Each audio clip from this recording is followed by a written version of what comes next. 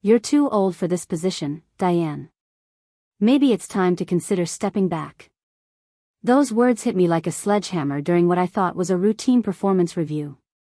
My boss, 32-year-old Trevor Hammond, sat across from me in his glass office at Pinnacle Digital Solutions, his smirk barely concealed behind a cup of overpriced coffee. Behind him, the Seattle skyline stretched endlessly, but all I could focus on was the earthquake happening in my chest. Before we jump back in, tell us where you're tuning in from, and if this story touches you, make sure you're subscribed, because tomorrow, I've saved something extra special for you. Hi everyone, my name is Diane Forrester. I'm 53 years old, and until that Tuesday morning in March, I believed that hard work and loyalty meant something in corporate America. I'd been the senior project coordinator at Pinnacle Digital for 8 years, the backbone of their client operations team. While 20-something employees cycled through the company like a revolving door, I was the one who stayed late, caught their mistakes, and kept million-dollar contracts from falling apart. Trevor had been promoted to regional director 6 months earlier, fresh out of some Ivy League MBA program with zero real-world experience but plenty of buzzwords about digital transformation and generational innovation.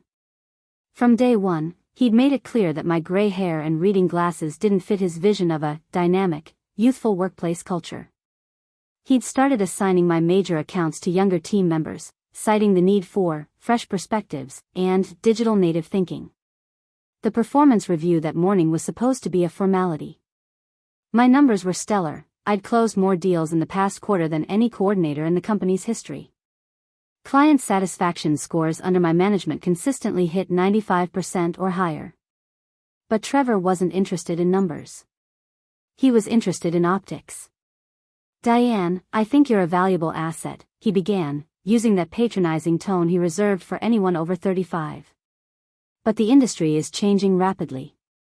Our clients expect energy, innovation, forward-thinking approaches.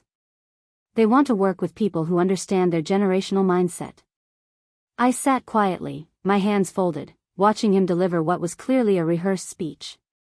Behind him, I could see the open-plan office where my younger colleagues worked, most of them hired within the past 2 years at salaries 20% higher than mine despite having half the experience. What exactly are you suggesting? I asked, my voice steady despite the fury building inside me. Trevor leaned back in his ergonomic chair, fingers steepled like he was delivering profound wisdom. I think it would be beneficial for everyone if you transitioned into more of an advisory role.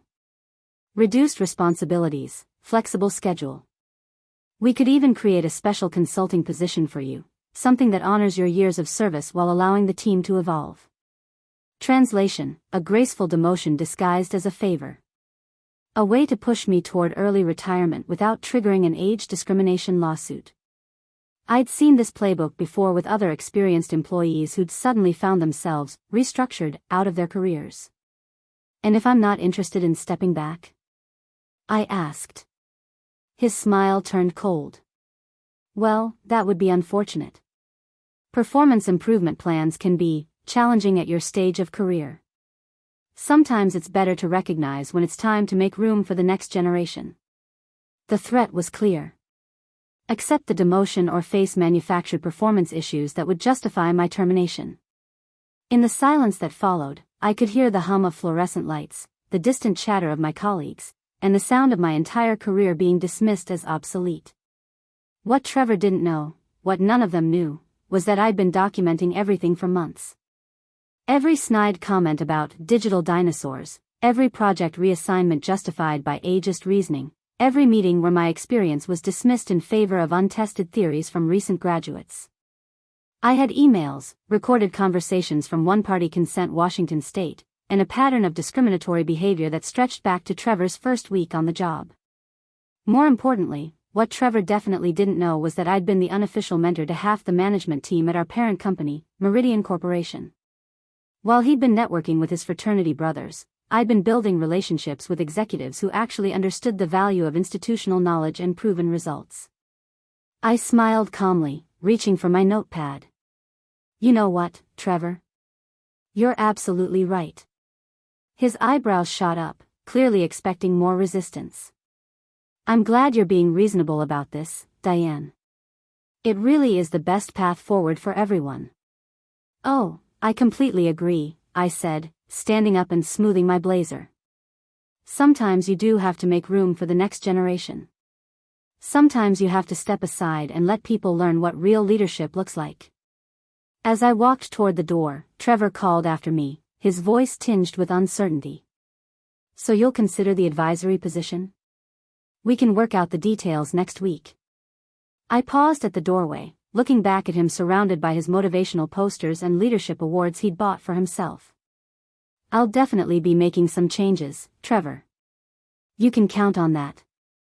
That afternoon, I sat in my car in the Pinnacle Digital parking lot, staring at my phone. I had 2 numbers saved in my contacts, one for the EEOC complaint hotline, and another for James Morrison, Senior Vice President of Human Resources at Meridian Corporation. James had been a junior analyst when I'd helped him navigate his first major client crisis 7 years ago. Now he was one of the most influential executives in the company.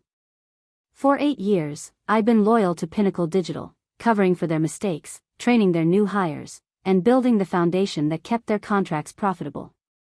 But loyalty, I was learning, was a one-way street in Trevor Hammond's world.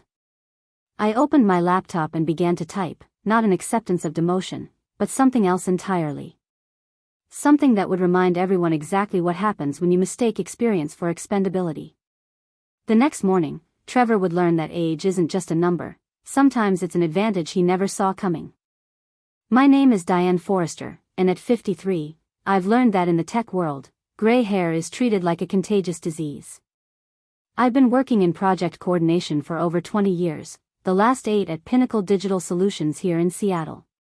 While most people my age were settling into comfortable routines, I was the one staying current with every software update, every industry trend, every client management system that walked through our doors. Pinnacle Digital wasn't some startup in a garage, it was a mid-sized subsidiary of Meridian Corporation, specializing in digital marketing campaigns for Fortune 500 companies. We managed everything from social media strategies to complete brand overhauls, and our client roster included household names that paid 7 figures annually for our services. The company employed about 200 people across 3 floors of a gleaming downtown building, with floor-to-ceiling windows that overlooked Elliott Bay. I was the senior project coordinator for the enterprise accounts division, which meant I was responsible for our biggest, most demanding clients. Companies like North Star Financial, Cascade Manufacturing, and Pacific Retail Group, clients who didn't care about your age or your Instagram followers, but whether you could deliver results on time and under budget. These weren't accounts you could hand off to a fresh graduate with a marketing degree and hope for the best. My typical day started at 7:30, an hour before most of my colleagues stumbled in with their 3rd cup of coffee. I'd review overnight communications from clients across different time zones, update project timelines, and prepare briefings for the account managers who would take credit for my work in client meetings.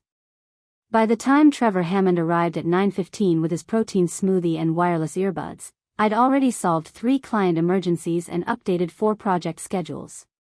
The irony wasn't lost on me that in a company obsessed with digital transformation, I was the one who actually understood how to use technology to solve problems, not just make flashy presentations about it. While the younger staff spent hours perfecting their PowerPoint animations, I was building automated reporting systems that saved hundreds of work hours monthly. While they debated the aesthetic appeal of different dashboard layouts, I was troubleshooting database integration issues that kept our client portals running smoothly. Trevor Hammond represented everything wrong with modern corporate culture. At 32, he'd been hired 6 months ago from a competitor, bringing with him an MBA from Northwestern and a vocabulary full of business buzzwords that meant nothing. His previous experience consisted of 2 years as an associate account manager and 1 year as a digital strategy consultant at a firm that folded within 18 months of his departure. But Trevor had 3 things that mattered more than competence in today's workplace. He was young, male, and exceptionally good at taking credit for other people's work. Within his first month, he'd reorganized our entire department structure, creating new positions with trendy titles like Innovation Catalyst and Client Experience Architect, roles that paid more than my position despite requiring half the responsibility. His management style was a mixture of micromanagement and willful ignorance. He wanted detailed reports on everything but never read them. He insisted on approving all client communications but typically responded 3 days late with suggestions that proved he hadn't understood the issue. Most frustratingly, he had a habit of presenting my solutions in team meetings as his own brainstorms, complete with confident explanations of strategies I'd developed over years of experience. The other coordinators in my department were a mix of personalities, but the common thread was youth. Ashley Reeves, 26, handled mid-tier accounts with enthusiasm that masked her complete lack of systematic thinking. She'd graduated from the University of Washington with a communications degree and a minor in digital marketing, which apparently qualified her to earn $15,000 more than me annually. Her approach to crisis management involved panicking first and problem-solving later, usually requiring me to step in and calm both the client and Ashley herself. Then there was Jordan Kim, 28, who'd been hired as a senior associate coordinator, despite having 3 years less experience than my shortest client relationship. Jordan was technically competent but had the attention span of a goldfish when it came to long-term planning. He excelled at quick fixes and short-term solutions, which impressed Trevor but created ongoing problems that inevitably landed back on my desk. The workplace culture at Pinnacle Digital had shifted dramatically over the past 2 years. What used to be a professional environment focused on client results had become a social media showcase where employees spent half their time taking photos for the company Instagram and creating TikTok videos about workplace vibes. The conference rooms that used to house serious strategic discussions now featured standing desks, exercise balls instead of chairs, and motivational slogans painted on walls in fonts that made my eyes hurt.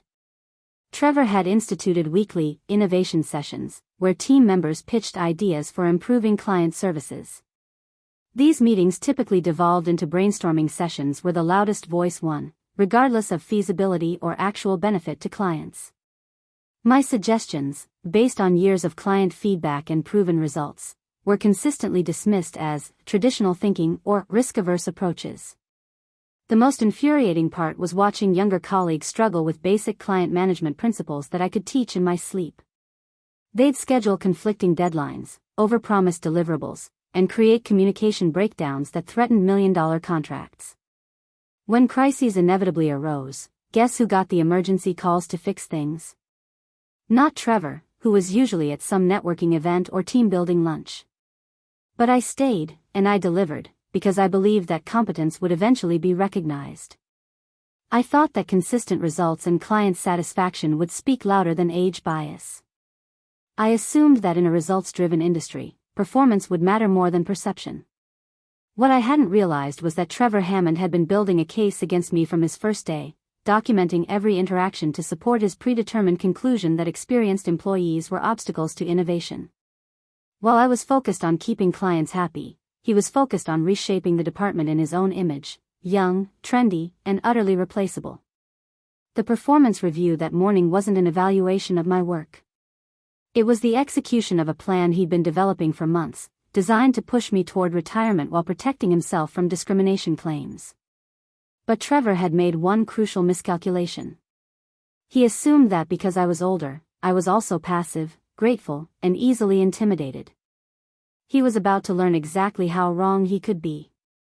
The incident that changed everything happened 3 weeks before that disastrous performance review, and it involved our biggest client, North Star Financial. They were preparing to launch a complete rebrand across 17 states, with a marketing budget that represented 30% of Pinnacle Digital's annual revenue. The project had been my baby for 6 months, involving coordinating between their internal teams, our creative department, and a dozen external vendors. I'd spent countless hours building relationships with North Star's executive team, particularly their chief marketing officer, Rebecca Walsh. Rebecca was a no-nonsense woman in her 40s who'd climbed the corporate ladder through results, not politics. She appreciated thoroughness, despised inefficiency, and had specifically requested that I remain the primary point of contact throughout the entire campaign rollout. The crisis began on a Monday morning when Jordan Kim, in his eagerness to impress Trevor, decided to streamline our client communication process.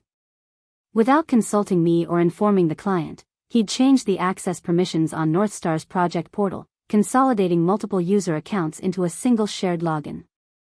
His reasoning, as he explained in a proud email to the team, was to eliminate redundancy and optimize workflow efficiency.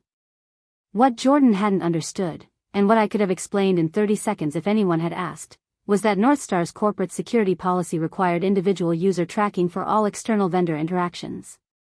The shared login immediately triggered their security protocols, locking down the entire portal and flagging our company as a potential security risk.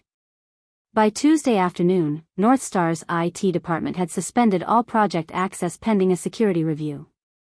By Wednesday, Rebecca Walsh was demanding answers that nobody could provide because Jordan had also failed to document which specific permissions he'd changed or how to reverse them. The entire rebrand campaign, scheduled to launch in 2 weeks, ground to a halt. That's when Trevor made his first critical mistake. Instead of immediately bringing me in to fix the situation, he decided this was an opportunity to showcase the fresh thinking of his younger team members. He assigned Ashley Reeves to lead the crisis response, supported by Jordan, while explicitly instructing me to take a step back and let the team handle this learning opportunity. I watched from the sidelines as Ashley frantically scheduled conference calls with increasingly frustrated Northstar executives, each conversation making the situation worse. She kept using buzzwords like synergistic solutions and innovative approaches, when what the client needed were concrete answers about timeline recovery and security compliance. Jordan, meanwhile, was trying to recreate his changes through trial and error, each attempt triggering additional security flags. By Thursday, Rebecca Walsh had escalated the issue to Northstar's CEO, David Chen, who was considering terminating our contract entirely. The potential loss wasn't just the current campaign, it was the 3-year renewal worth $15 million that hung in the balance. Our parent company, Meridian Corporation, had already received a formal complaint about our unprofessional and potentially negligent security practices.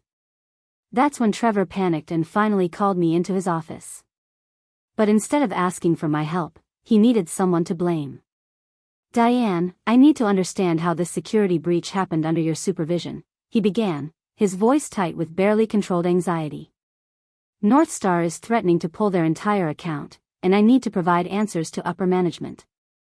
I stared at him across his desk, noting how his usual confidence had evaporated. Behind him, through the glass wall, I could see Ashley crying quietly at her desk while Jordan frantically typed at his computer, probably making things worse. "Trevor, I wasn't supervising this change," I said calmly. "You specifically instructed me to step back while Jordan and Ashley handled the situation." His jaw tightened. "But this is your account. Your responsibility. The client relationship falls under your oversight, regardless of who makes individual tactical decisions. It was a masterpiece of corporate doublespeak. Give me no authority over the decisions but full responsibility for the consequences." I realized in that moment that this wasn't just damage control, this was an opportunity for Trevor to solve 2 problems at once. He could blame the crisis on my inadequate supervision, while positioning himself as the leader who had to clean up after an older employee's failure. "What exactly are you suggesting?" I asked, though I already knew where this was heading. "I think this situation demonstrates some concerning gaps in your project oversight capabilities," he said, consulting notes he'd clearly prepared in advance. "The fact that such a fundamental security error occurred under your watch raises questions about whether you're maintaining the level of attention to detail our enterprise clients require." The irony was breathtaking. Jordan had created the problem by ignoring established protocols I'd spent months developing. Ashley had escalated it by failing to understand basic client communication strategies I'd tried to teach her. And now Trevor was blaming me for not preventing disasters that occurred while I was explicitly excluded from the process. But the most infuriating part was his transparent attempt to create a paper trail. This conversation wasn't about solving the Northstar crisis, it was about documenting my alleged incompetence for future use. I could practically see him crafting the incident report that would support whatever action he was planning to take. "I see," I said slowly. "And how do you propose we fix the actual problem with Northstar?" Trevor shifted uncomfortably. Despite all his posturing, he still needed the situation resolved, and we both knew who actually had the relationships and knowledge to make that happen. "Well, obviously you'll need to take immediate action to restore client confidence," he said. "But going forward, I think we need to discuss whether this level of responsibility is still appropriate for your current position." There it was, the real agenda. Use my expertise to save the account, then use the crisis as justification for demoting me. It was clever, calculated, and absolutely infuriating in its transparent manipulation. I stood up, smoothing my blazer with deliberate calm. "I'll take care of North Star," I said simply. Trevor looked relieved, probably thinking he'd successfully shifted both the blame and the responsibility onto me. "Good. I'll need a full report on your recovery plan by tomorrow morning." What happened next took exactly 18 hours and demonstrated why experience matters more than innovation in crisis management. I called Rebecca Walsh directly, not through official channels, and had an honest conversation about what had happened and how we were going to fix it. I explained Jordan's well-intentioned mistake, Ashley's inexperience, and my own exclusion from the process, not to assign blame, but to assure her that someone with institutional knowledge was now handling the situation. Then I spent the night reverse engineering Jordan's changes, documenting every security modification, and creating a comprehensive remediation plan that satisfied North Star's IT requirements. I coordinated with their security team to implement new protocols that were actually stronger than what they'd had before, turning the crisis into an opportunity to improve their overall vendor management system. By Friday afternoon, the project was back on track, the security issues were resolved, and Rebecca Walsh had sent a personal email to Trevor praising my exceptional crisis management and professional expertise. The rebrand launch proceeded on schedule, and North Star confirmed their 3-year contract renewal. Trevor took full credit for the successful resolution in his report to upper management, describing it as an example of his team's ability to transform challenges into opportunities through innovative problem-solving and client-focused leadership. But I knew something Trevor didn't realize. During my conversations with North Star's team, Rebecca Walsh had mentioned something interesting. She was married to James Morrison, Senior Vice President of Human Resources at Meridian Corporation, our parent company. The same James Morrison I'd mentored years earlier. Small world, wasn't it? The North Star crisis should have been a wake-up call for Trevor about the value of experienced employees. Instead, it became the foundation for his plan to push me out entirely. He'd successfully demonstrated, at least in his own mind, that he could use my expertise when convenient and discard me when expedient. What he hadn't calculated was that some bridges, once burned, illuminate everything around them. The weeks following the North Star crisis revealed Trevor's true strategy, and it was more systematic than I'd initially realized. What I'd interpreted as incompetent management was actually calculated persecution, designed to create a documented pattern of my alleged declining performance while simultaneously making my work environment unbearable. It started with the meeting reassignments. Every Monday morning, Trevor would send out the weekly calendar updates, and gradually, I found myself excluded from client strategy sessions I'd been attending for years. When I questioned this, he had ready explanations. "We're trying to give the younger team members more exposure to high-level decision-making," or, "I think it would be beneficial for you to focus on operational excellence rather than getting bogged down in strategic discussions." The language was careful, almost legal in its precision. Never directly stating that I was too old or incompetent, but consistently implying that my role should shrink while others expanded theirs. He started scheduling critical project meetings for times when he knew I had existing client calls, then following up with emails expressing disappointment that I hadn't attended important team discussions. More insidiously, he began changing established procedures I'd developed over years of experience, replacing them with trendy methodologies he'd learned from business school case studies. The new project management software he implemented was supposedly more intuitive and user-friendly, but it eliminated the detailed tracking systems I'd built that actually prevented problems before they occurred. When I pointed out potential issues with these changes, Trevor would respond with that condescending smile and phrases like, "I understand change can be challenging, especially when you've been doing things the same way for a long time," or, "Sometimes we need to trust that newer approaches might be more effective than traditional methods." The most damaging tactic was his systematic undermining of my client relationships. He started inserting himself into email chains where I'd been the primary contact, introducing himself as the lead strategic coordinator, and suggesting that clients direct future inquiries to him for streamlined communication. When clients continued to reach out to me directly, which they did, because they trusted my competence, he'd respond by questioning why I hadn't properly transitioned ownership of these relationships to the appropriate team members. During team meetings, Trevor perfected the art of public humiliation disguised as constructive feedback. He'd ask me to present project updates, then interrupt with questions clearly designed to highlight any minor inconsistency or gap in my presentation. "Diane, I'm concerned about the timeline variance you mentioned. How do we ensure this doesn't indicate a pattern of deadline management issues? Or could you clarify your reasoning here?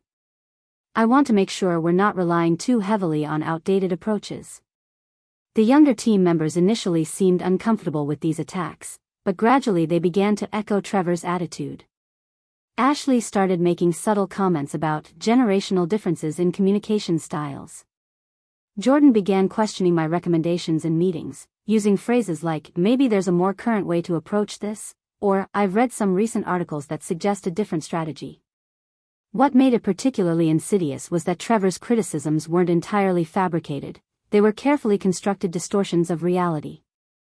When I suggested sticking with proven vendor relationships for a critical project, he characterized it as resistance to exploring innovative partnerships. When I recommended thorough testing protocols before launching a new client portal, he presented it to the team as an example of risk-averse thinking that slows down agile development. He started documenting everything with an efficiency that would have been impressive if it weren't so clearly targeted. Every conversation we had was followed by an email, summarizing our discussion, that subtly reframed my words to support his narrative. Per our conversation today, Diane expressed concerns about adapting to new project management methodologies, would be his version of my pointing out actual flaws in his systems that would cost clients money.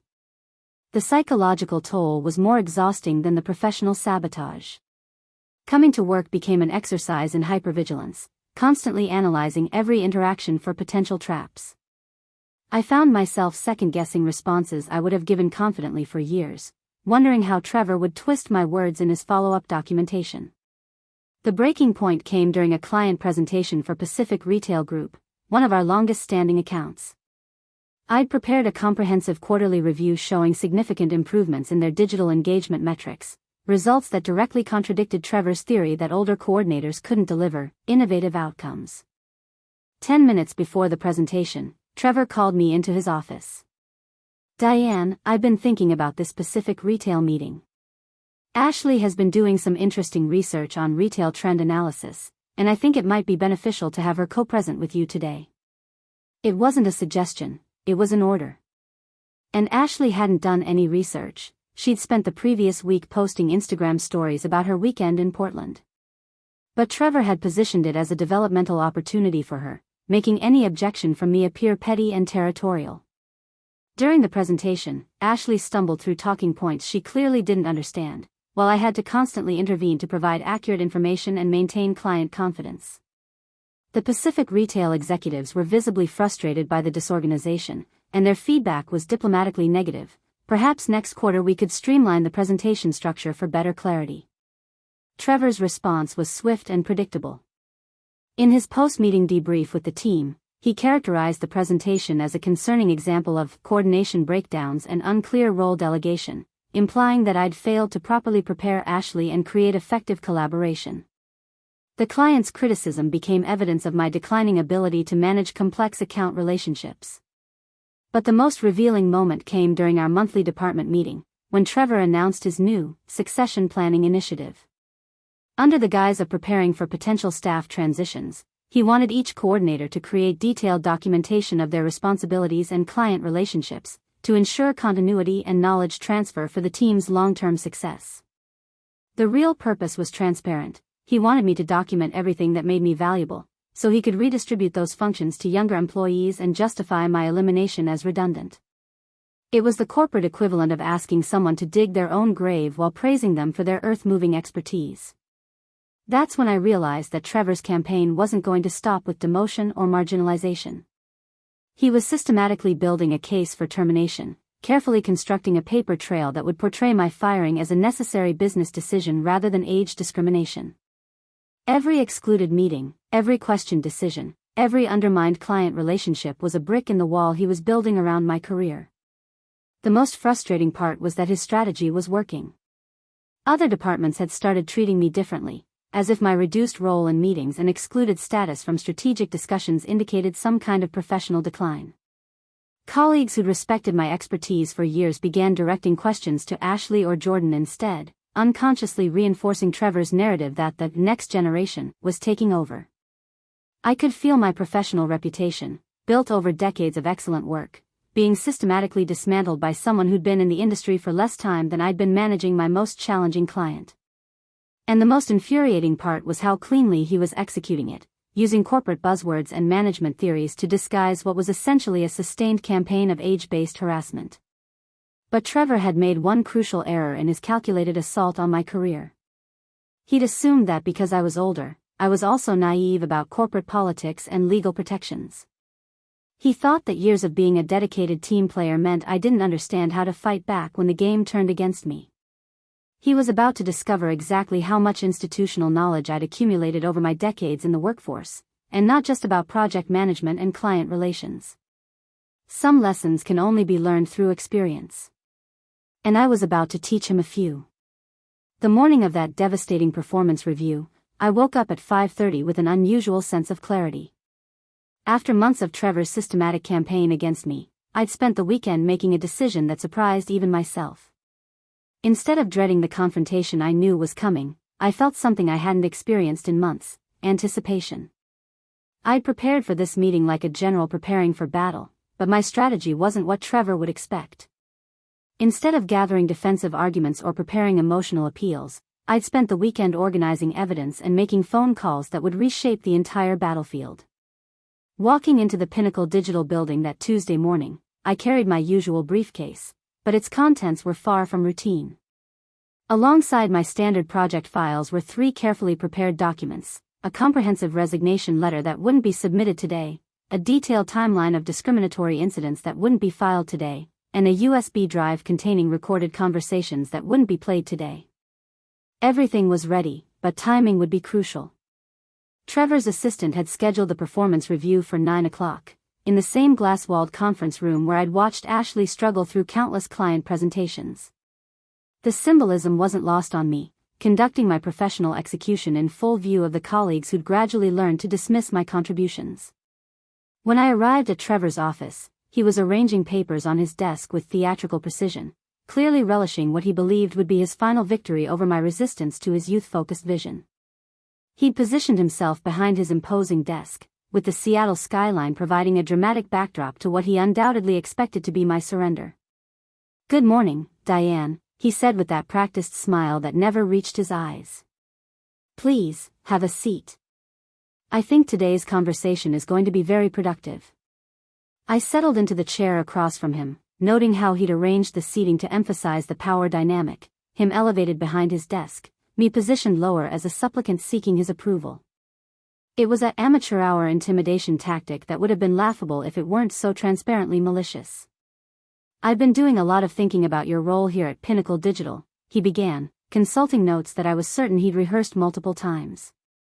"The industry is evolving rapidly, and I think it's important that we have honest conversations about how our team structure needs to adapt to meet these challenges." I nodded politely, maintaining the demeanor of someone who hadn't spent the weekend documenting every discriminatory comment he'd made over the past 6 months. "I appreciate your thoughtfulness, Trevor." He leaned back in his chair, clearly encouraged by what he interpreted as submissive acceptance. "The feedback I've been receiving from clients and team members suggests that there might be some generational disconnects affecting our operational efficiency." There it was, the carefully coded language designed to communicate age discrimination without using legally problematic terms. I'd recorded similar conversations before, and I knew exactly where this was heading. "Could you be more specific about these concerns?" I asked, my voice maintaining perfect professional neutrality. Trevor's confidence grew as he launched into his prepared presentation.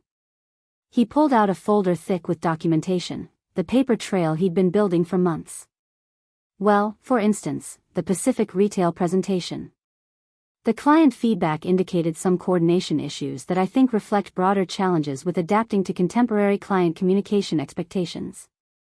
What he didn't mention was that Ashley had been completely unprepared for that presentation, or that the client had specifically praised my technical expertise while criticizing the overall organization that he had mandated. But Trevor had reframed the narrative to support his predetermined conclusion. "I see," I said simply, making a note in my own folder. "What other feedback have you received?" He continued for 20 minutes, methodically presenting every incident he'd manipulated over the past months as evidence of my declining capabilities. The meeting exclusions became examples of my failure to engage with strategic planning. The procedure changes became demonstrations of my resistance to innovation. The undermined client relationships became proof of my inadequate communication with contemporary business leaders. It was masterfully constructed character assassination, and I had to admire the thoroughness even as I despised the target. Trevor had clearly studied corporate legal protections and crafted his attack to avoid explicit age discrimination while achieving the same result through coded language and manufactured performance issues.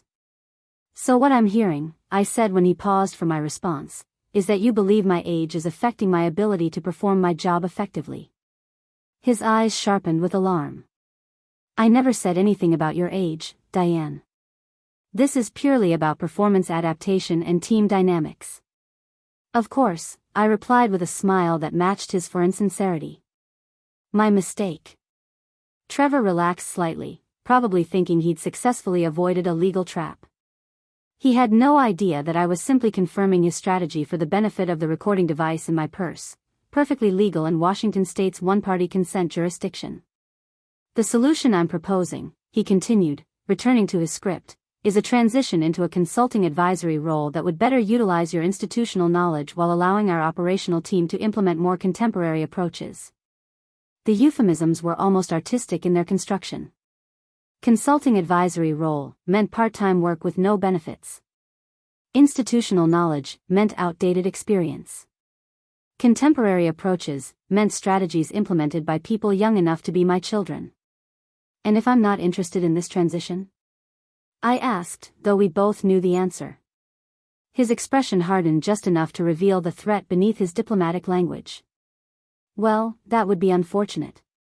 Performance improvement plans at this level can be quite challenging, and I'd hate to see a valued employee struggle with expectations that might be difficult to meet." There it was, the ultimatum disguised as concern.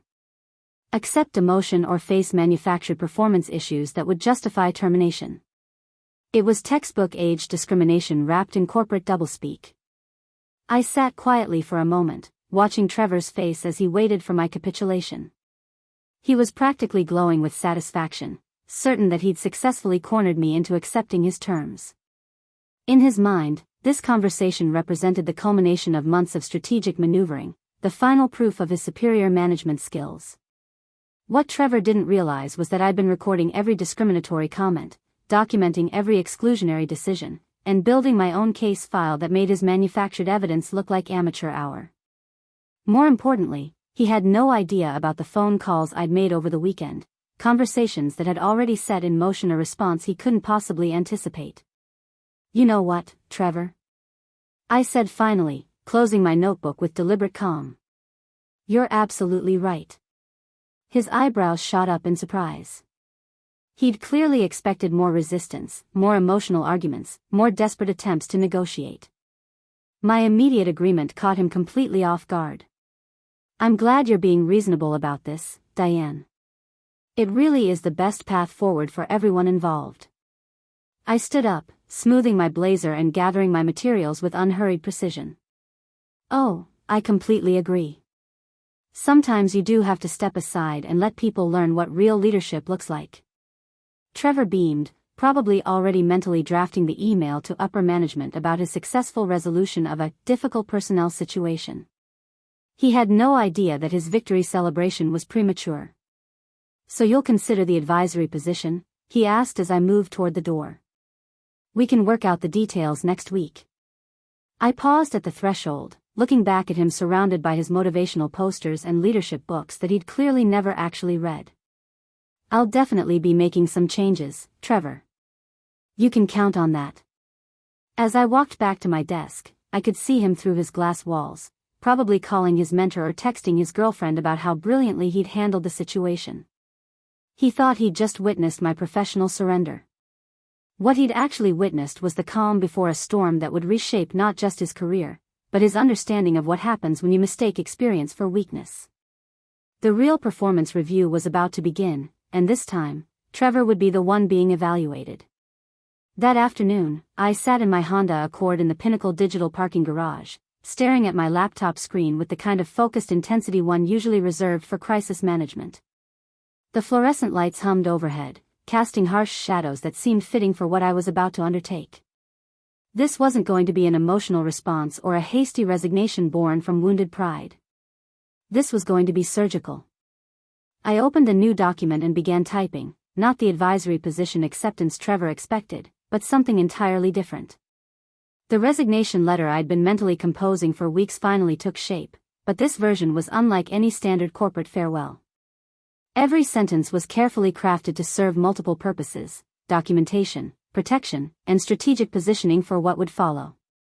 The opening paragraph was straightforward professional courtesy, thanking Pinnacle Digital for the opportunities and expressing appreciation for my colleagues.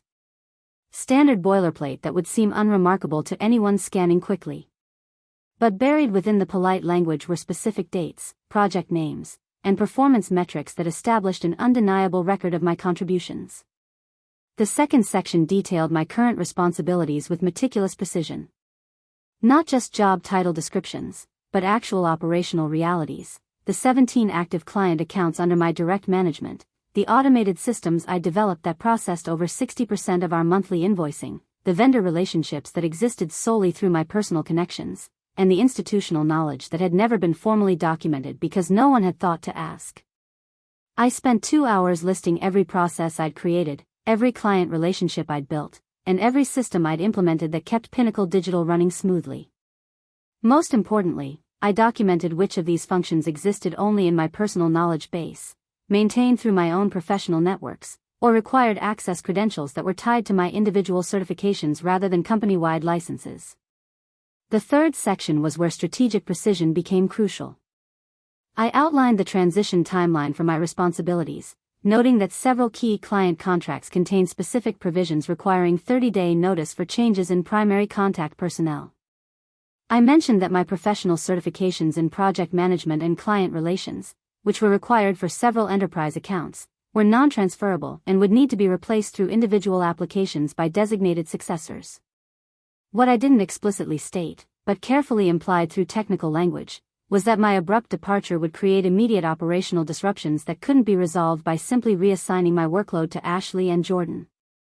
The expertise gap wasn't just about experience, it was about legally binding professional requirements that took months to acquire and years to master.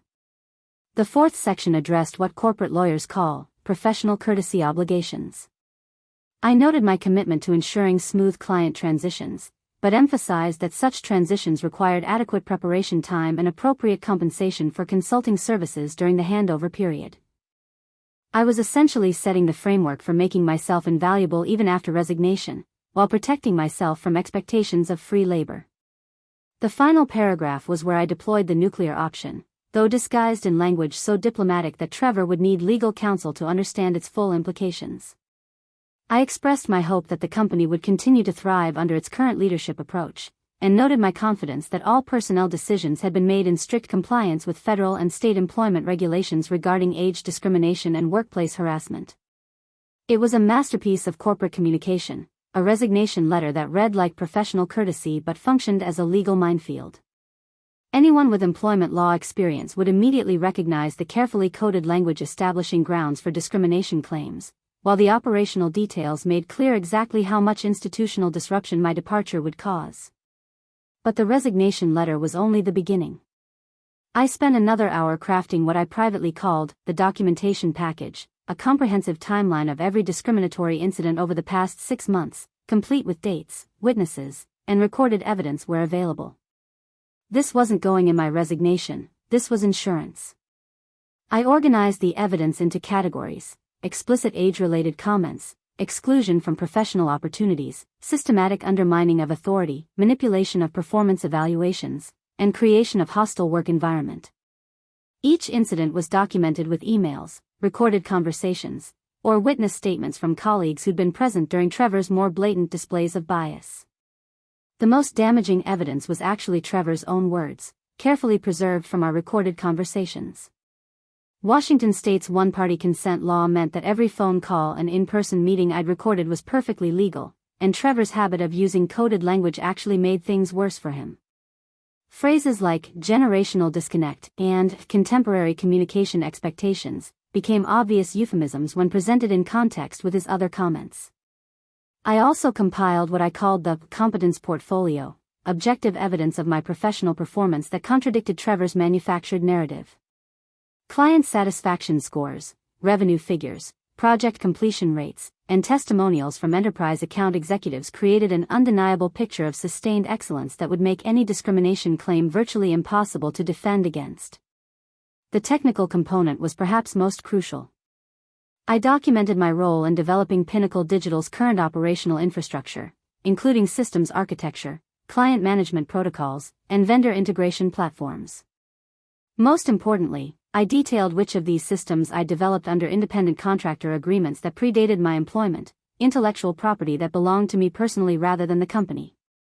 Trevor had no idea that during my early months at Pinnacle Digital, I'd negotiated retention rights to several software solutions I developed, specifically to protect myself from exactly this kind of situation.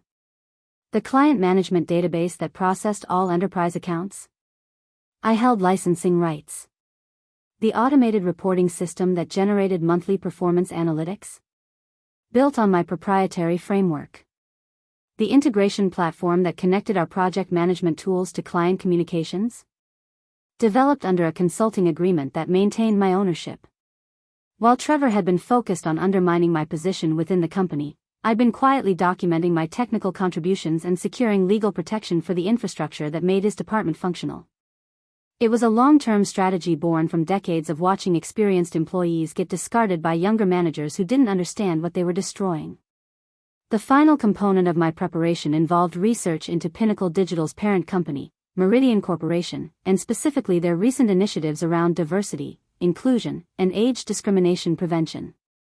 Public records showed that Meridian had settled 2 age discrimination lawsuits in the past 3 years, paying substantial damages and implementing company-wide training programs to prevent future incidents.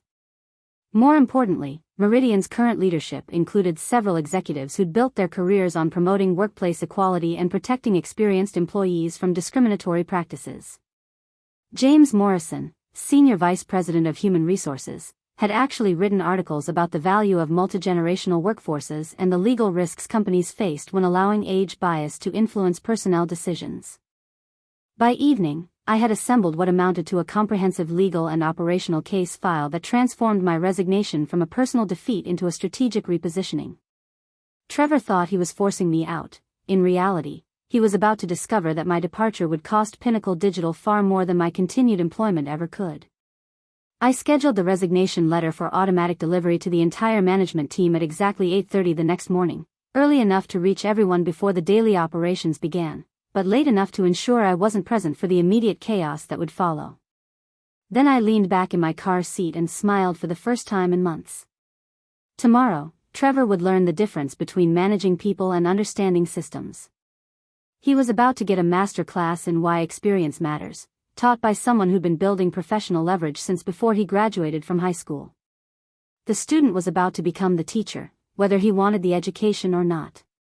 At exactly 8:30 Wednesday morning, my resignation letter detonated across Pinnacle Digital's management structure like a precision-guided missile. I wasn't there to witness the initial explosion. I deliberately scheduled a breakfast meeting with a potential consulting client across town, ensuring I'd be safely away from the immediate fallout while maintaining perfect professional deniability. The first sign that my strategic bomb had found its target came at 9:15, when my phone started buzzing with increasing frequency. Text messages from colleagues, missed calls from department heads, and increasingly frantic voicemails that progressed from curious to concerned to borderline panicked as the morning unfolded. Preparing and narrating this story took us a lot of time, so if you are enjoying it, subscribe to our channel, it means a lot to us. Now back to the story. Ashley's text came first. OMG Diane, what happened? Trevor is freaking out. Then Jordan, did you really resign? The whole management team is in emergency meetings. But the message that confirmed my strategy was working perfectly came from Patricia Wells, our HR director, at 9:45. Diane, please call me immediately. We need to discuss your resignation and transition planning. I silenced my phone and focused on my breakfast meeting with Catherine Rodriguez, the founder of a boutique consulting firm that specialized in digital transformation for mid-sized businesses. Catherine had been recommended by a former Pinnacle Digital client who'd been so impressed with my work that she'd specifically asked if I was available for independent projects. "I have to ask," Catherine said over coffee, "are you sure you're ready to leave corporate employment? The consulting world can be unpredictable, especially for someone transitioning later in their career."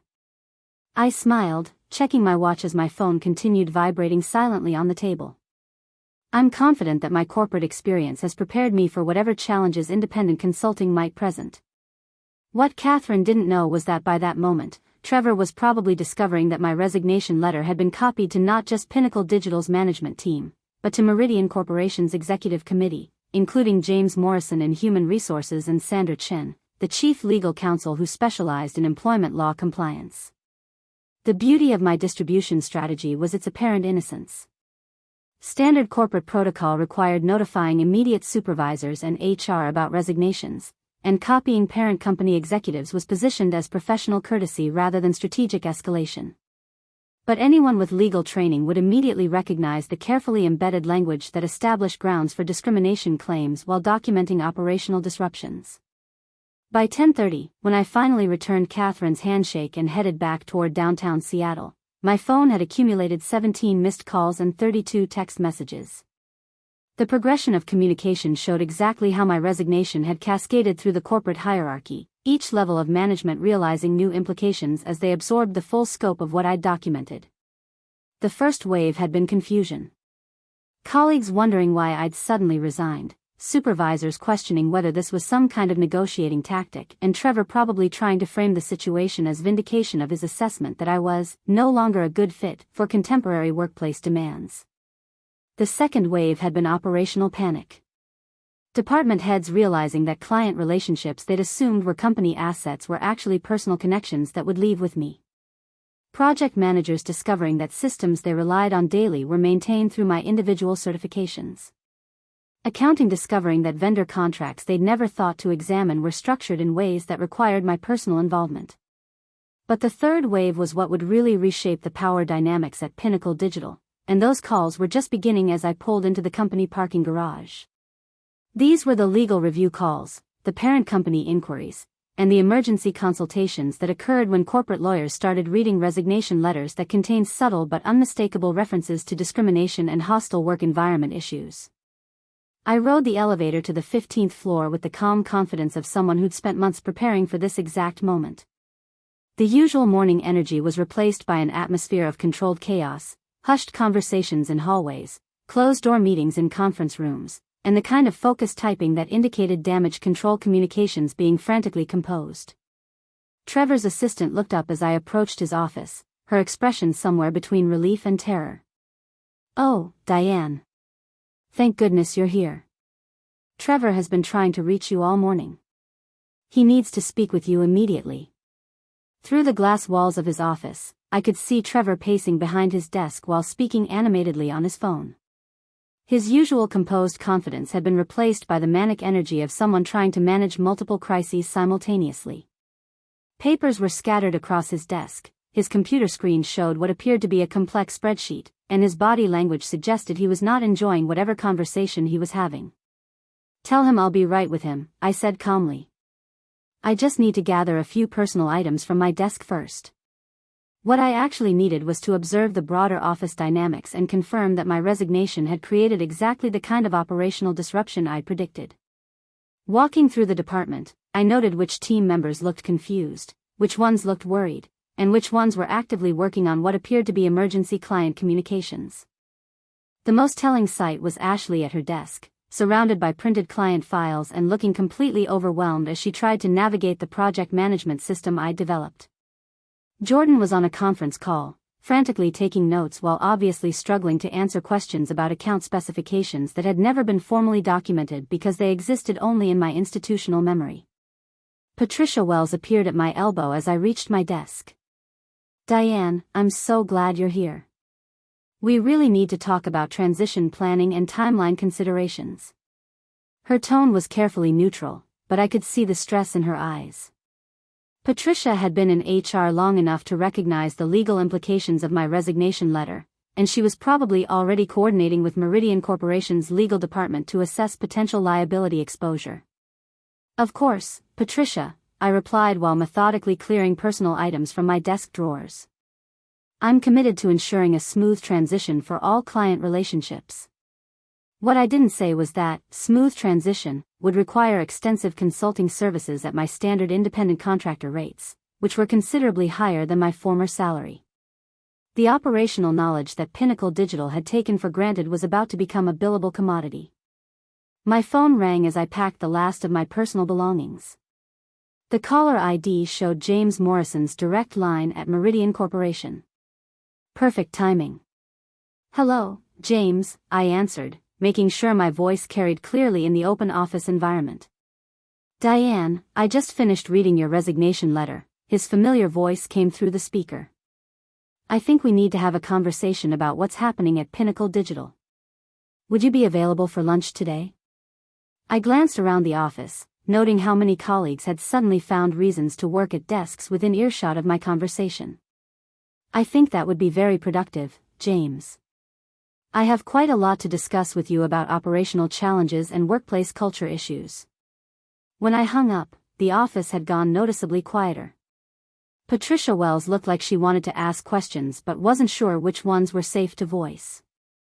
Through Trevor's glass office, I could see him watching our interaction with obvious alarm.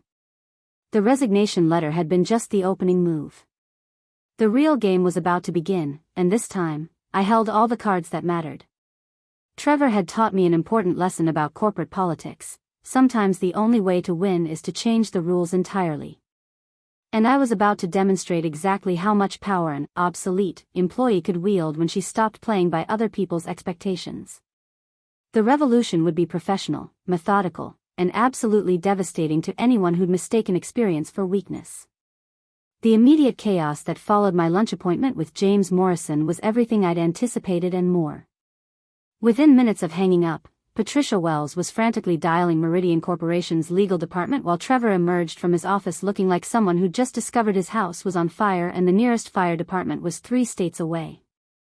Diane, Trevor called across the office, his voice carrying a note of forced casualness that fooled absolutely no one. Could I see you in my office? We need to discuss some transition details. I finished packing my personal items with deliberate slowness, aware that every eye in the department was tracking the unfolding drama. Ashley had abandoned any pretense of working and was openly staring at the conference room where Patricia Wells was conducting what appeared to be an increasingly heated phone conversation with corporate legal counsel. When I finally entered Trevor's office, closing the door behind me, I found him attempting to project confidence while clearly fighting panic. His desk was covered with printed emails, legal documents, and what looked like organizational charts with my name highlighted in multiple colors. Sit down, Diane, he said, gesturing to the chair where just yesterday he delivered his ultimatum with such smug satisfaction.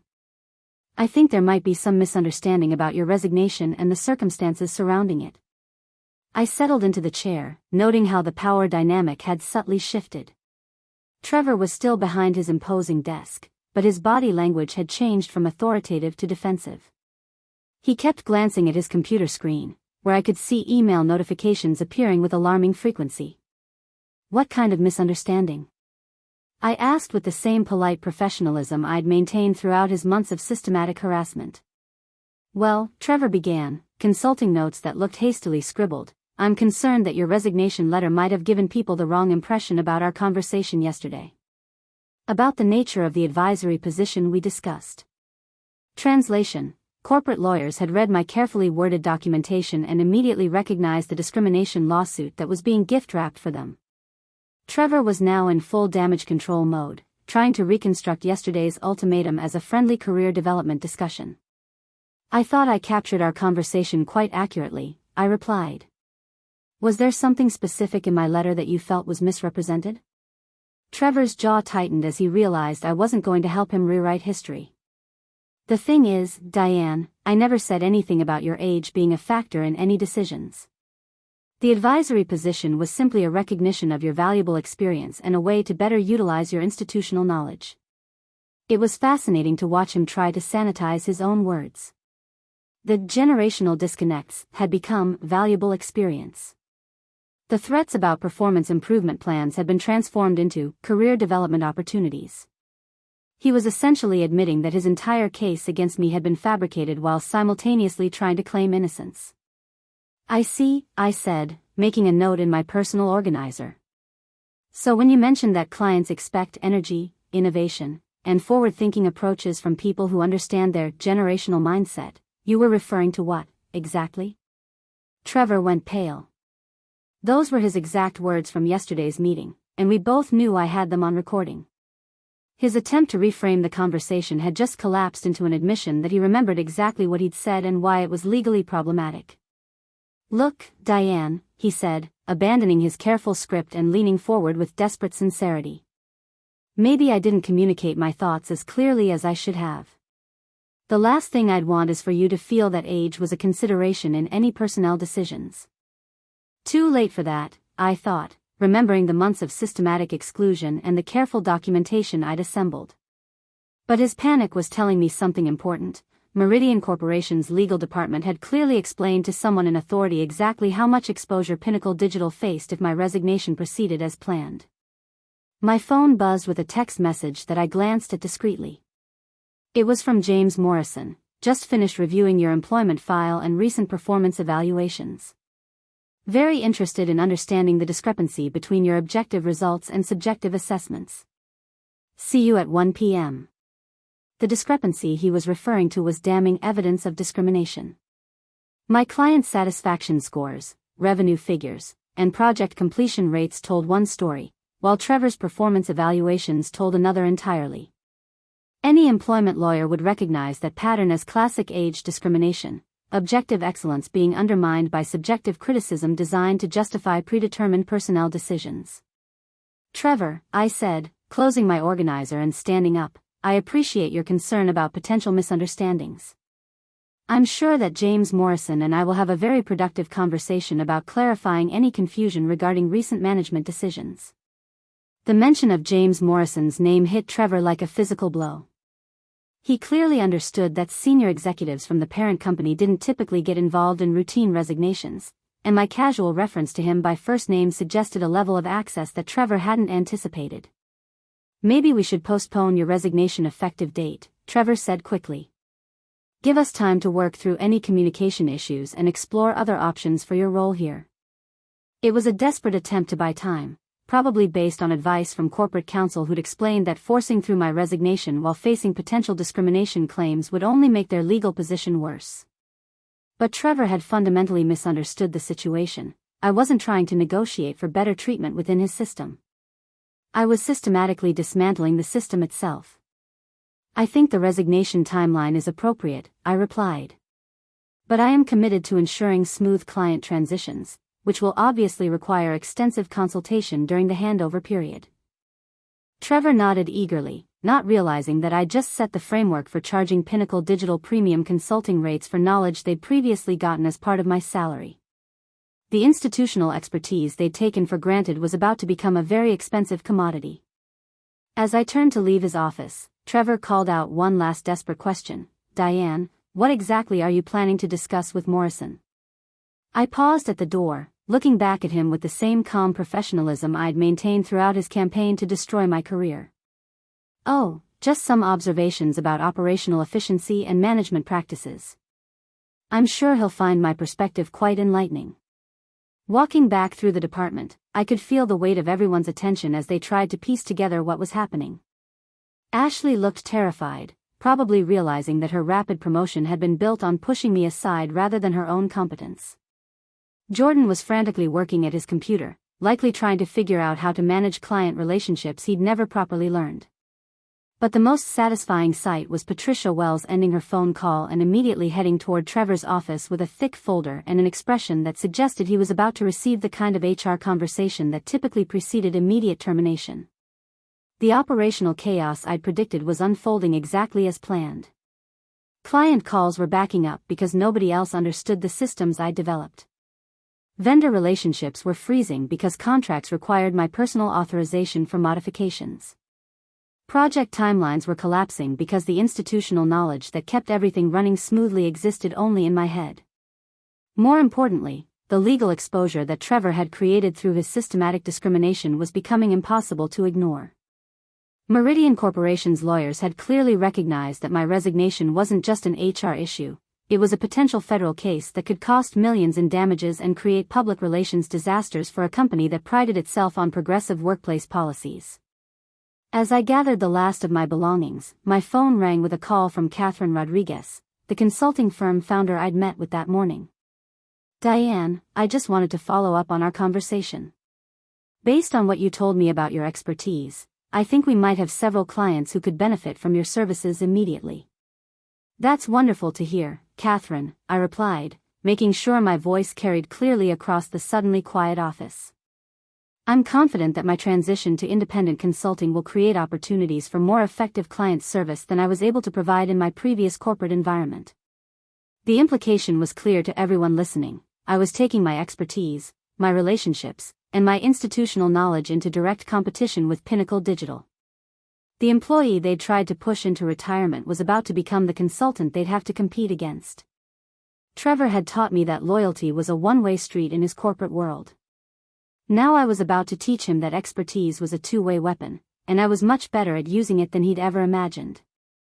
The lunch meeting with James Morrison took place at Cascadia Restaurant, an upscale establishment in South Lake Union that was far enough from Pinnacle Digital to ensure privacy but close enough to Meridian Corporation's headquarters to underscore the seriousness of our discussion.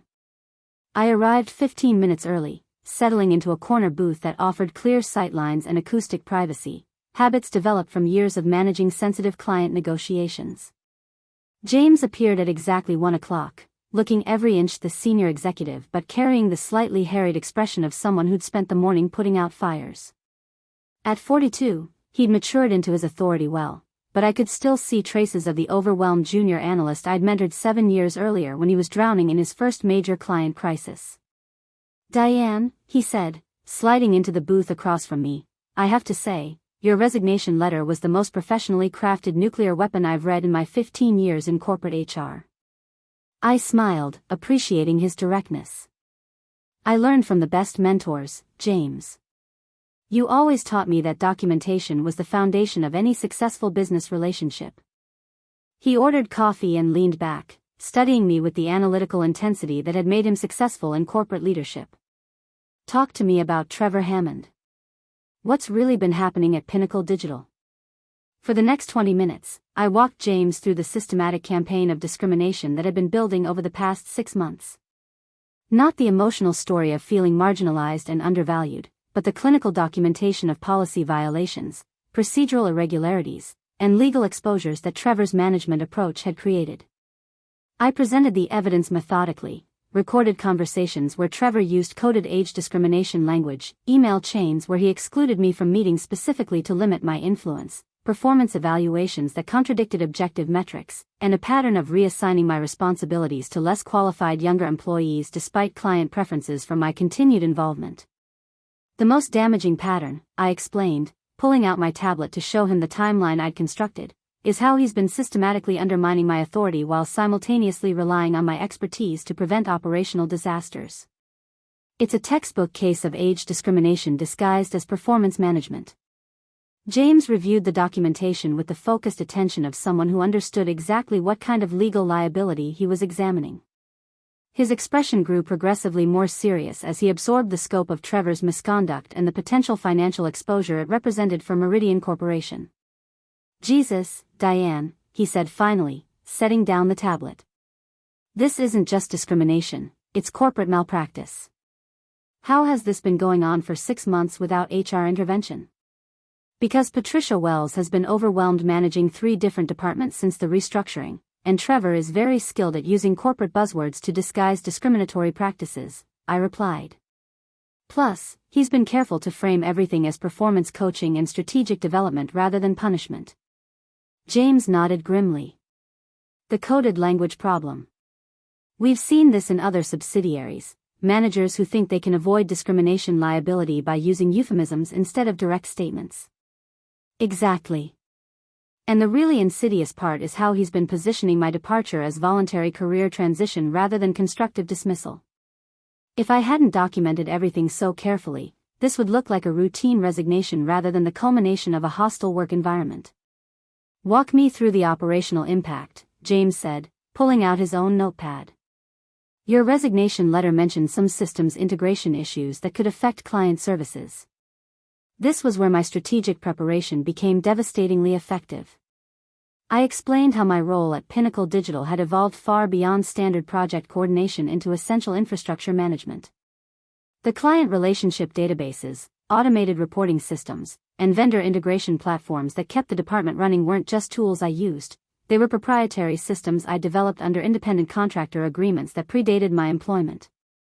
Trevor assumed that all intellectual property belonged to the company, I said, showing James the relevant contract provisions. But these systems were developed under consulting agreements that maintained my ownership rights specifically to prevent situations like this. James studied the legal documentation with increasing amazement. So you're telling me that if you withdraw access to these systems, Pinnacle Digital's enterprise accounts will lose operational continuity? Not immediately, I clarified. But within 30 to 60 days, yes. The client management protocols, billing integration, and vendor coordination systems all require my direct involvement to maintain functionality. And Trevor never realized this?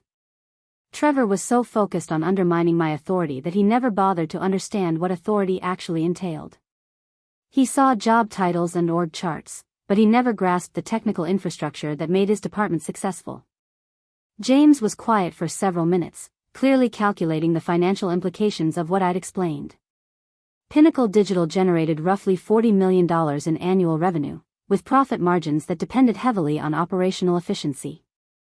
Losing enterprise account functionality would create immediate client satisfaction issues and potential contract violations that could cascade into massive financial losses. What outcome are you looking for here, Diane? He asked finally. This was the crucial question, the moment where I could either seek revenge against Trevor or focus on achieving long-term professional objectives.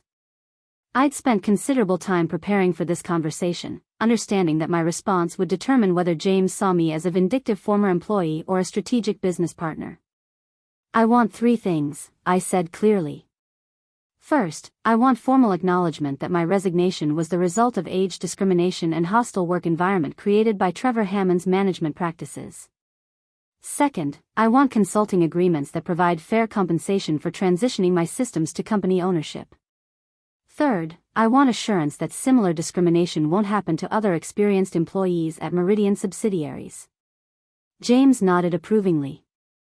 Those are reasonable requests. What about Trevor? Trevor's future is a management decision that's above my pay grade, I replied. But I will note that his approach has created significant legal liability and operational risk that extends beyond just my situation. Meaning? Meaning that if you review the employment patterns at Pinnacle Digital over the past year, you'll probably find other cases where experienced employees were pushed out in favor of younger, less expensive alternatives. Trevor's strategy wasn't unique to me, it was systematic. James made extensive notes as I detailed the broader pattern of age discrimination that Trevor had implemented across the department. Ashley's promotion over more qualified candidates, Jordan's salary increase that exceeded standard ranges for his experience level, and the systematic exclusion of employees over 40 from strategic planning sessions. The legal exposure isn't just my potential discrimination claim, I explained. It's the class action lawsuit that becomes possible when you document systematic age bias across an entire department. By the time we finished lunch, James had filled 12 pages of notes and accumulated enough documentation to keep Meridian Corporation's legal department busy for months.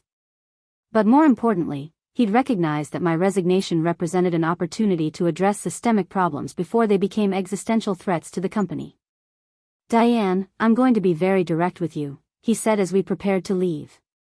Meridian Corporation cannot afford to have this situation escalate into federal litigation. The reputational damage alone would be devastating, never mind the financial costs. I understand completely, I replied. That's why I wanted to have this conversation with you directly rather than through legal representatives. So what happens next?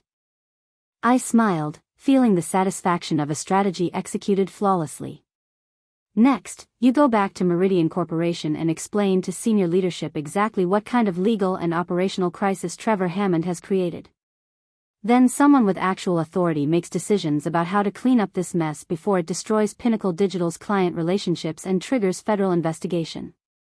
James stood up, extending his hand with the respect of one professional acknowledging another's superior positioning.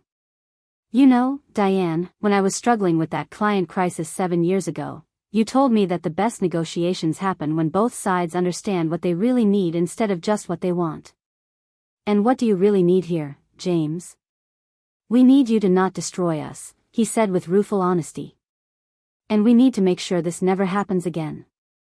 Then I suggest you start by finding Trevor Hammond a new career opportunity that doesn't involve managing people, I replied. Because what happened to me was just the preview. The main event starts when other employees realize they don't have to accept discrimination quietly.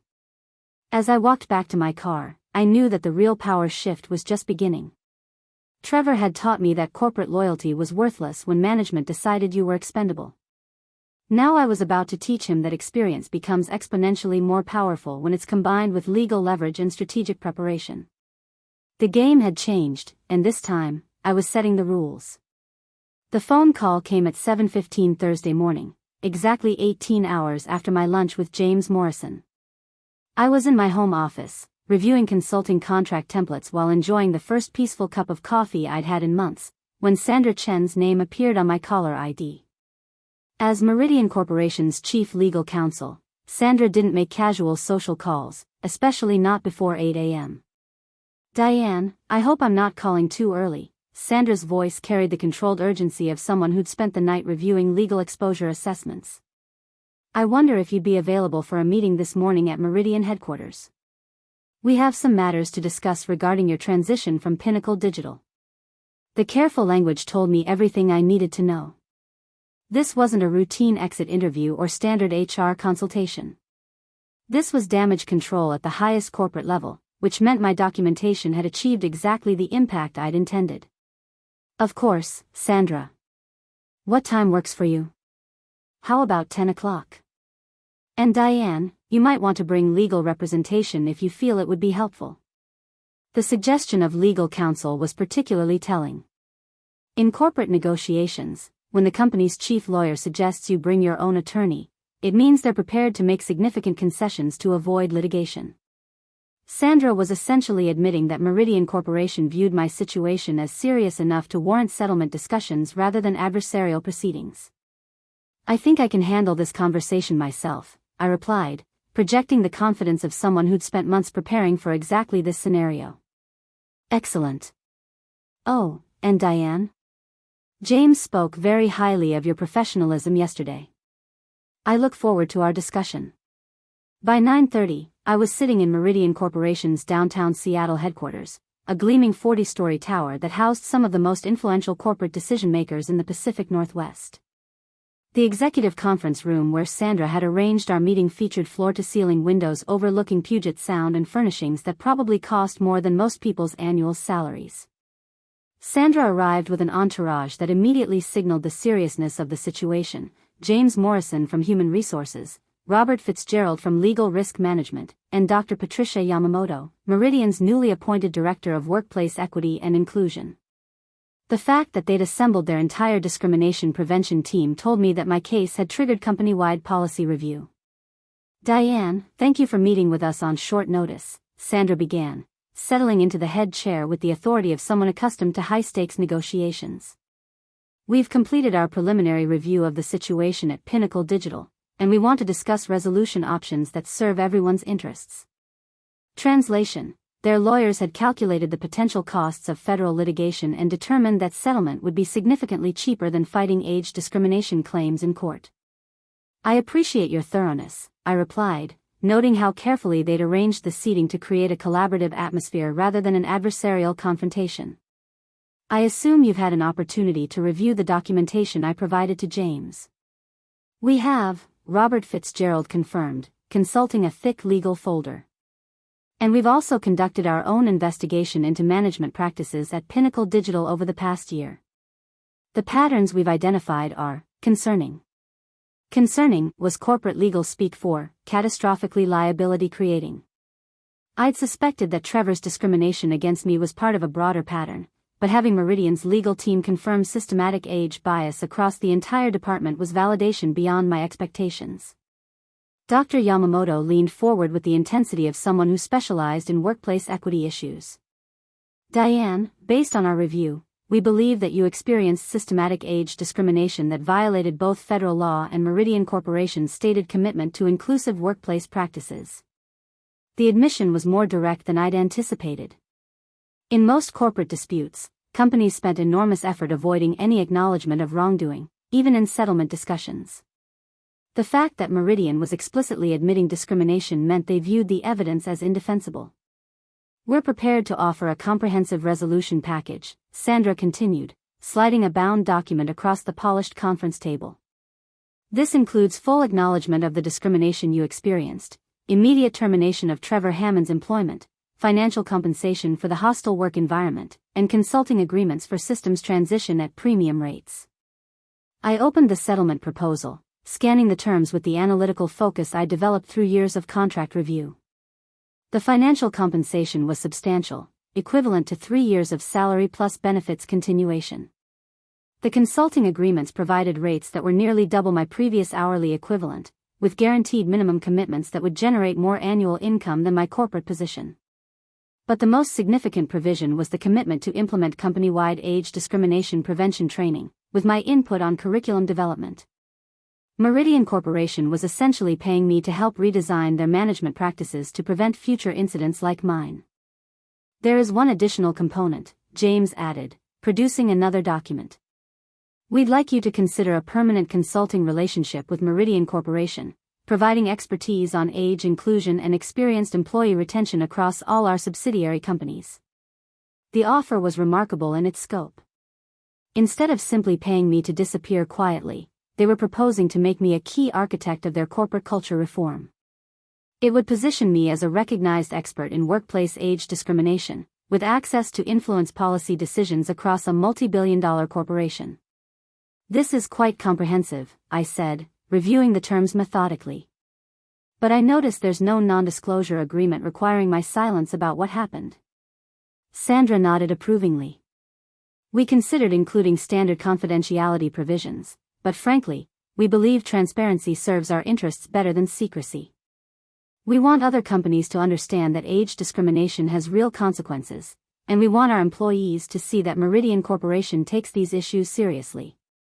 It was a strategic masterstroke. By refusing to hide the settlement, Meridian Corporation would demonstrate genuine commitment to age inclusion while simultaneously deterring other managers from attempting similar discrimination. My case would become a corporate learning example rather than a buried legal problem. What about Trevor? I asked, genuinely curious about how they planned to handle the architect of this disaster. Robert Fitzgerald's expression hardened. Mr. Hammond's employment was terminated yesterday afternoon, effective immediately. He's also been flagged in our industry database as unsuitable for management positions involving personnel decisions.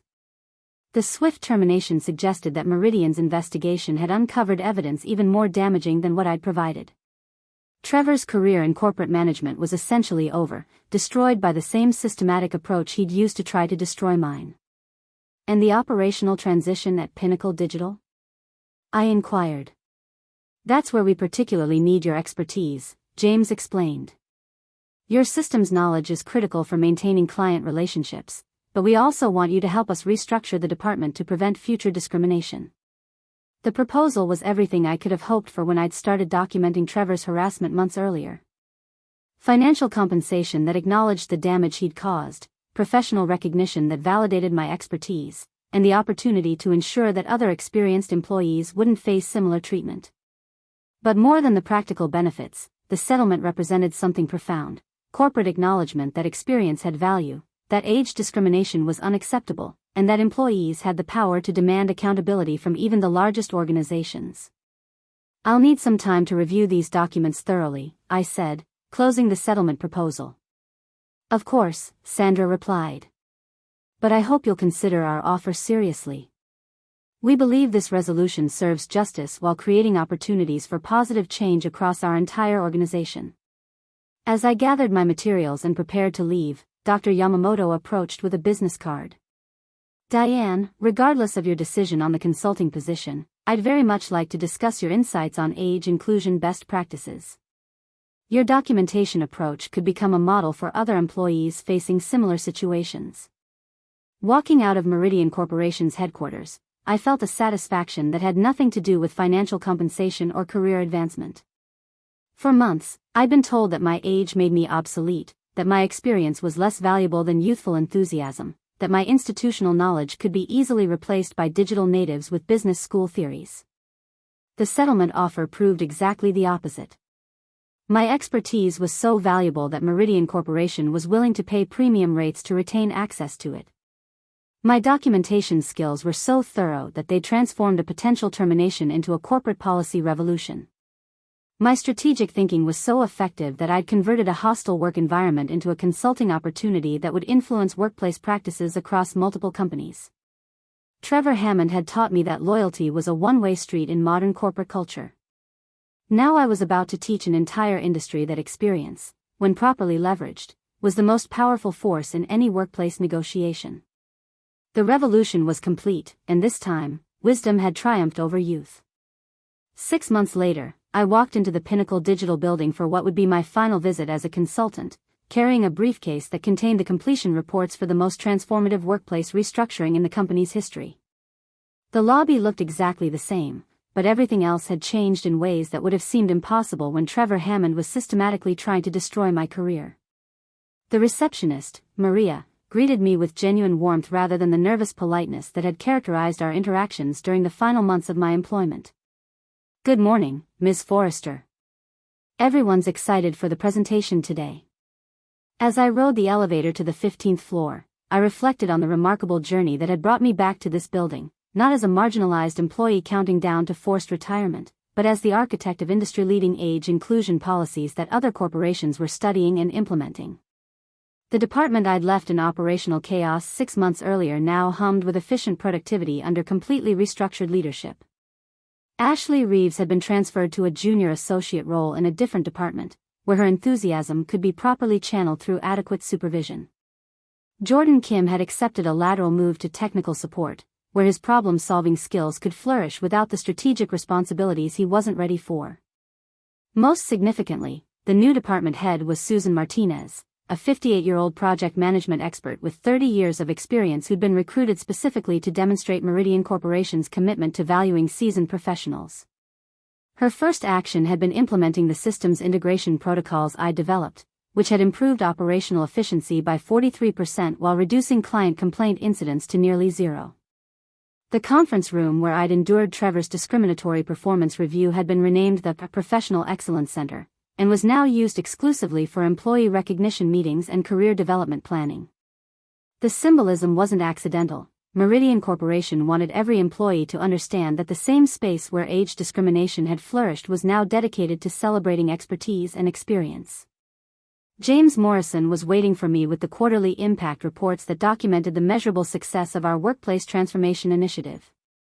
The numbers were remarkable. Employee satisfaction scores had increased across all age demographics, client retention rates had improved by 15%, and operational efficiency metrics showed consistent gains that translated directly to bottom-line profit improvements.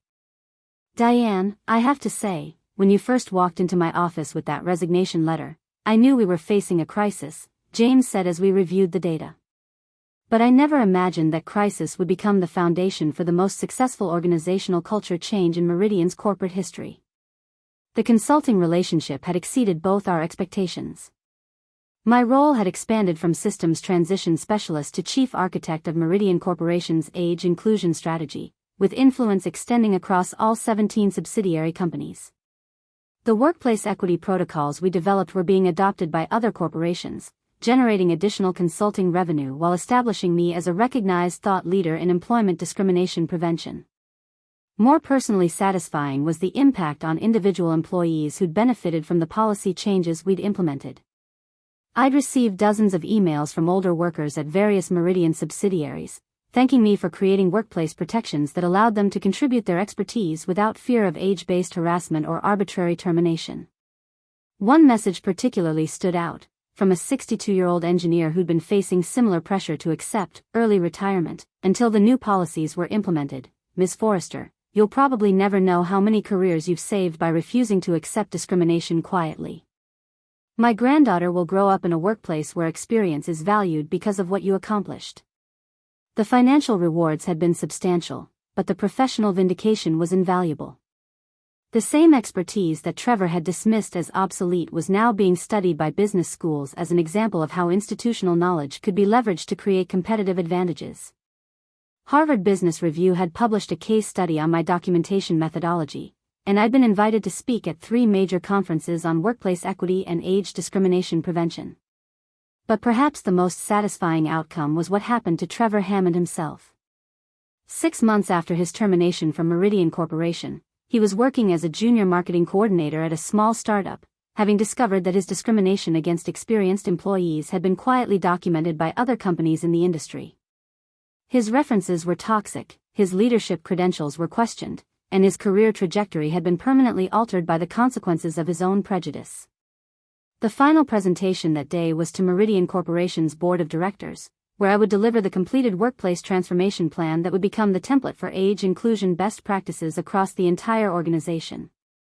Sandra Chen had arranged for the session to be recorded and distributed to other companies as part of Meridian's commitment to industry-wide improvement in age discrimination prevention.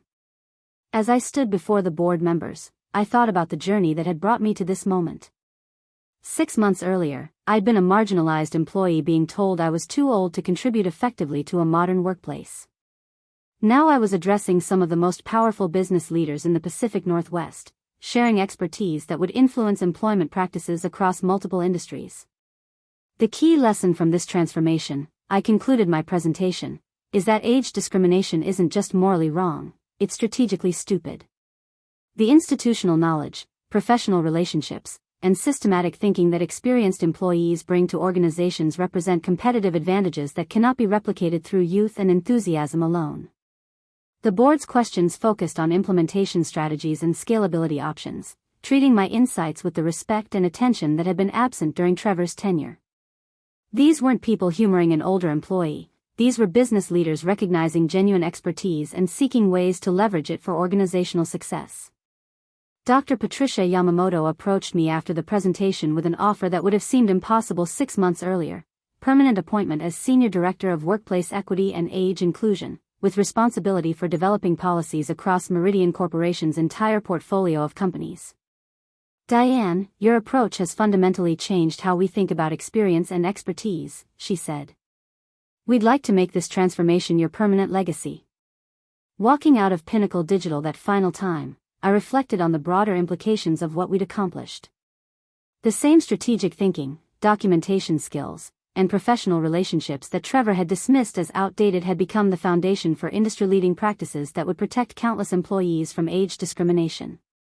The real victory wasn't personal vindication or financial compensation, it was the systemic change that would prevent other experienced workers from facing the choice between accepting abuse and ending their careers. Trevor Hammond's attempt to push me into premature retirement had inadvertently triggered the most comprehensive age inclusion reform in corporate America. As I drove home through Seattle traffic, I smiled at the irony of how things had unfolded. Trevor had taught me that corporate loyalty was meaningless when management decided you were expendable. In response, I'd taught an entire industry that experience, when properly valued and strategically applied, was the most powerful force in any workplace. 6 months earlier, I'd been told I was too old for the modern workforce. Now I was helping to redefine what the modern workforce could become when it embraced the full spectrum of human expertise and experience. The revolution was complete, and this time, wisdom had not just survived, it had transformed everything around it. Up next, you've got 2 more standout stories right on your screen. If this one hit the mark, you won't want to pass these up. Just click and check them out.